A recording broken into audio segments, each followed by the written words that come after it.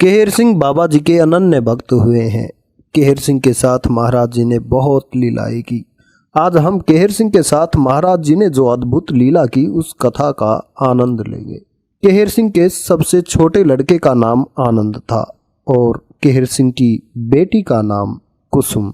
हुआ ये कि जब आनंद 13-14 वर्ष का था तो आंख में चश्मे के ऊपर अखरोट आकर इतनी तेजी से लगा कि चश्मे का कांच टूटकर बुरी तरह कई टुकड़ों में उनकी आंख में धंस गया। घटना 2 जनवरी 1958 की है, जब लड़का अपनी बहन कुसुम के साथ अखरोट की गेंद बनाकर टेनिस खेल रहा था। रक्त की धार बह चली। कुसुम ने घबराकर अपने पिता केहर सिंह को फोन किया कि आनंद की आंख फूट गई। वो भागे आए। मेडिकल कॉलेज में आंख के कुछ बड़े कांच के टुकड़े निकाल लिए गए, पर तब भी 20-25 छोटे टुकड़े पुतली तथा आसपास के भागों में ऐसे घुस गए थे कि उन्हें निकाल पाना असंभव था। लड़के की एक आंख पैदाइशी खराब थी, अब दूसरी भी एक प्रकार से जा चुकी थी। डॉक्टर मेहरा साहब ने राय दी कि एक बार लड़के को सीतापुर ले जाकर ऑपरेशन कराए। दरअसल ये उनकी राय केवल सांत्वना के लिए थी। केहर सिंह लड़के को घर ले आए और एक दिन लड़के ने अपनी बहन से कहा, दीदी तुम ससुराल चली जाओगी तो मुझे भी ले जाना, मैं तुम्हारा सब काम कर दिया करूँगा, मुझे रोटी खिला देना। संध्या को कुसुम से ये बात सुनकर केहर सिंह जी टूट से गए। रात को पलंग पर लेटे लेटे वो बात याद आने पर वो बिलख कर रो उठे कि हे भगवान, मेरे पापों की सजा इस लड़के को क्यों दे रहे हो। इतने में फोन की घंटी बज उठी। इन्होंने उसे बेमन से उठाया तो उधर से महाराज की आवाज आई, केहर सिंह।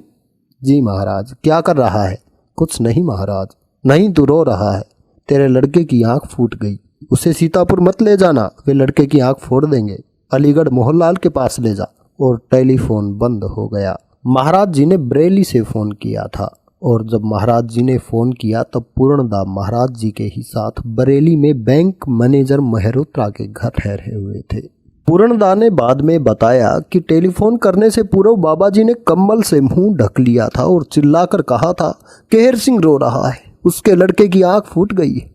परंतु केहर सिंह जी ने तो तब बाबा जी को याद भी नहीं किया था। टेलीफोन आने के बाद चौधरी साहब के मन मानस में एक आशा की किरण सी फूट गई।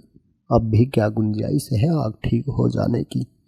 और दूसरे ही दिन उन्होंने अपने सहकर्मी शर्मा जी से, जो कि मोहनलाल साहब के जानकार थे, फोन किया कि मोहनलाल साहब से बोलकर प्राइवेट वार्ड में मेरे लड़के के लिए कमरा बुक करा दे। जब शर्मा जी ने डॉक्टर मोहनलाल के पास फोन किया और ये सब बात कही तो मोहनलाल जी कुछ रोष में बोले, कैसे लापरवाह है तुम्हारे ये केहर सिंह, अभी तक लड़के को नहीं लाए, जिसके लिए 3 दिन से कमरा बुक किया पड़ा। केहर सिंह जी सुनकर अवाक रह गए कि किसने करा दी होगी कमरे की 3 दिन पूर्व बुकिंग। कौन हो सकता है बाबा जी के सिवा। और लीला अब शुरू होती है। दूसरे दिन इन्होंने तैयारियां करके अपनी पत्नी तथा भतीजे के साथ लड़के को अलीगढ़ भेज दिया। 1 हफ्ते तक लड़के की आंख पर 7 अन्य विशेषज्ञों द्वारा रिसर्च होता रहा।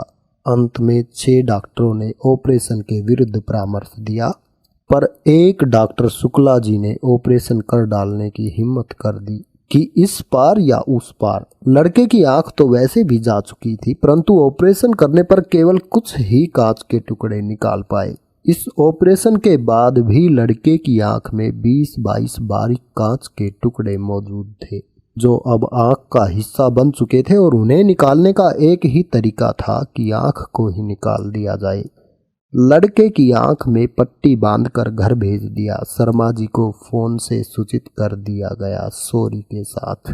जब आंख की पट्टी खुली तो लड़के को दिखाई तो देने लगा कुछ कुछ, पर हर चीज की 20-22 आकृतियां ही नजर आती थी। वह न तो किसी चीज को और न ही किसी व्यक्ति को ठीक से पहचान सकता था। आंख में धसे ये 20-22 कांच के टुकड़े आंख के ही 20-22 लेंस बन चुके थे। केहर सिंह जी हताश हो गए। अब केहर सिंह जी लड़के को एक और बाबा के पास लेकर गए अपने परिवार के सदस्यों की राय पर, जो सब के सब उन्हीं बाबा के तो परम भक्त थे, परंतु महाराज जी से विरोध रखते थे। उन संत बाबा ने राय दी, बच्चा, चांद की किरणों में बड़े गुण है, बड़ी शक्ति है। लड़के से कहो कि रोज चांद की तरफ देर तक देखा करे। ये भी किया गया, पर लड़का 20-22 चांद, 20-22 उंगलियां और 20-22 आकृति देखता रहा। केहर सिंह जी मन मार कर बैठ गए। और तब एक दिन फरवरी माह में ऑफिस जाते वक्त टेलीफोन की घंटी बज उठी। उधर से बाबा जी बोल रहे थे, केहर सिंह क्या कर रहा है? यहाँ आजा लल्लू दादा, श्रीदेव कामता दीक्षित के घर, मैं वहीं हूँ।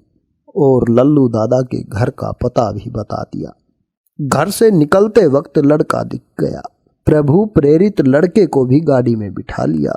लल्लू दादा के घर पहुंचे, महाराज जी को प्रणाम किया, पर लड़के ने नहीं किया, हाथ तक न जोड़े खड़ा रहा केवल। और तभी बाबा जी ने खींच लिया लड़के को अपने पास, उसका हाथ पकड़ा और उसकी हथेली को अपनी तर्जनी उंगली से दबाकर छोड़ दिया। और तब केहर सिंह जी से कहा, अब तू जा, अपना काम कर। मन ही मन केहर सिंह जी को बड़ा बुरा लगा कि इतनी दूर बुलाया और मिनटों में रुखसत कर दिया। बुलाया ही क्यों था तब? वे लखनऊ लौट आए, बात आई गई हो गई। तब 6-7 दिन बाद एक दिन उन्होंने बड़े विस्मय से देखा कि लड़का एक किताब लिए बड़े गौर से उसे देख रहा है। पूछने पर कि क्या कर रहे हो, लड़के ने कहा, पढ़ रहा हूँ, और किताब से पढ़कर उन्हें भी सुना दिया। केहर सिंह जी दया के सागर बाबा की दया पाकर गदगद हो गए और आंखों से झरझर आंसू बहने लगे। कहाँ गई वे 20-22 आकृतियाँ, जबकि आज के दिन भी कांच के वे 20-22 टुकड़े लड़के की आंख में ज्यों के त्यों बने हुए हैं। डॉक्टर मेहरा और डॉक्टर मोहनलाल दोनों ने ही यह अचंभा सुनकर पुनः लड़के की आंख का परीक्षण किया और कांच के टुकड़ों को यथावत पाया वहाँ। डॉक्टर मेहरा ने तो लड़के की आंख का पूरा इतिहास लिखकर अंत में कह दिया कि यह तो केवल देवी कृपा है, इसमें मेडिकल साइंस का कोई हाथ नहीं। और डॉक्टर मोहनलाल ने शर्मा जी से कहा, कौन है ये नीम करोरी बाबा? मैंने तो कभी देखा नहीं उन्हें, पर मेरे पास वे जब तब आंखों के मरीजों को भेजते रहते।